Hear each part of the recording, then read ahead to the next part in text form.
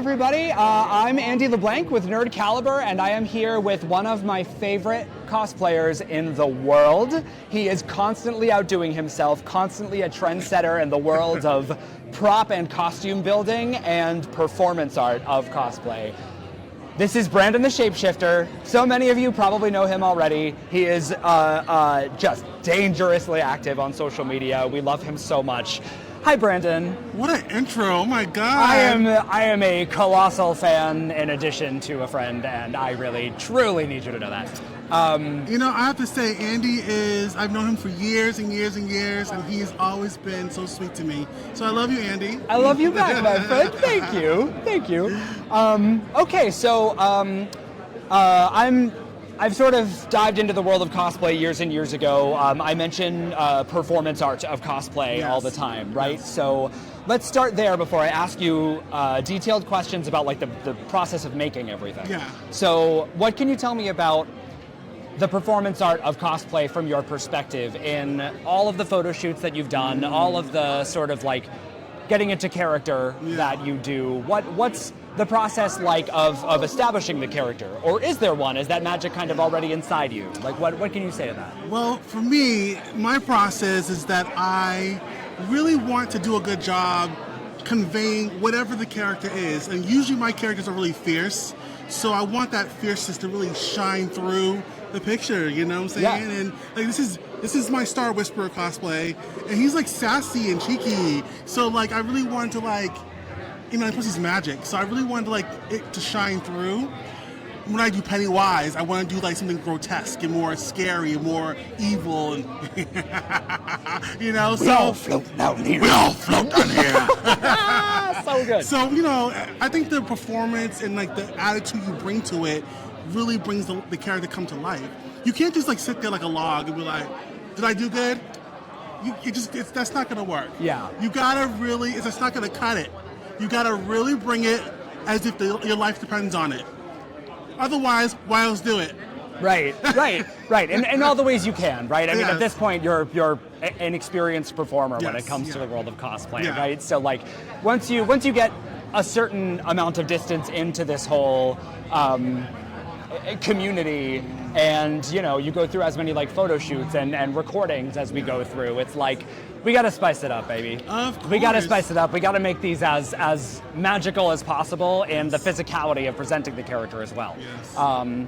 So, okay, as far as that's concerned then, I know for a fact that you have sort of like a method to creating these characters as far as like creating an outline of everything from the construction of the costume to like how the character carries themselves, right? Yeah. So, I guess which direction is more complicated, or is there one? Well, I do a lot of original characters. So it's my I guess my road of getting to where I need to go is going on Pinterest and getting a lot of like, you know, inspiration. I'm like, gee, that looks kind of cool. Gee, in the that's theater neat. world, we call it scratching. When you like get together all of the materials to like inspire what you're making. Yeah. So then you kind of go from there, and then like, you know, I have a seamstress who I love her to death, Valkyrie. I love you, girl.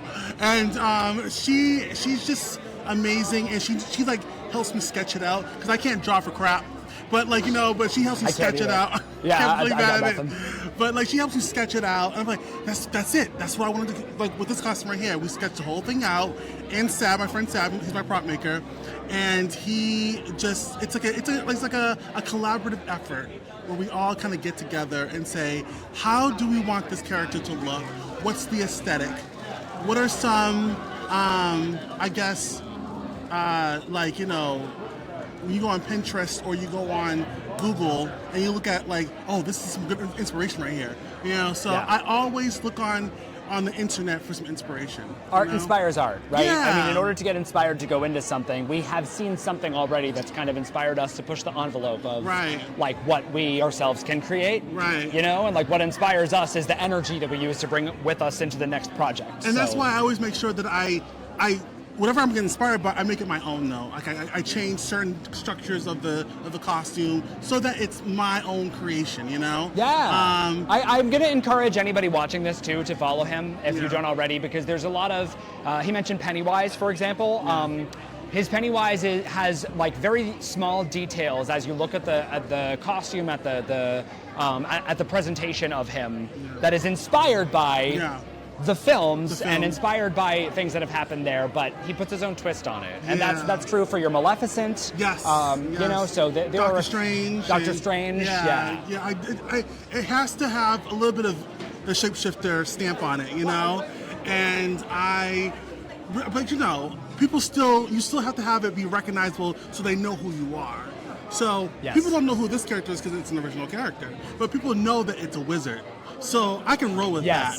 Yeah. You know what I'm saying? They know it's something magical. It's like a little reminiscent of Taco from Adventure Zone, if anybody knows that. He's very like wizard mage and also very sassy. Yeah. You know what I mean? So it's giving that a little, but the color scheme is so original that it's very much your own, right? Yeah. You know what I mean? Even when I did my Red Riding Hood, like that was a very like it's very iconic.